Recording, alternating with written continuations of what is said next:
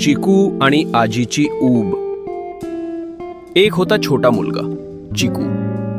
तो रोज मोबाईलमध्ये गेम खेळायचा, व्हिडिओ पाहायचा. पण आजी बोलावली की तो चिडायचा. आजी, आता वेळ नाही ग. एक दिवस आजी आजारी पडली. ती शांतपणे अंगणात झोपली होती. चिकूने पाहिलं, आजीच्या हातात त्याच्यासाठी बनवलेलं गरम दूध होतं.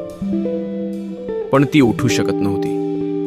ते पाहून चिकूचं मन हललं. तो धावत गेला, आजीच्या जवळ बसला आणि म्हणाला, आजी, आज मी गेम नाही खेळणार, आपण गप्पा मारूया. आजी हसली. तिच्या डोळ्यात पाणी आलं.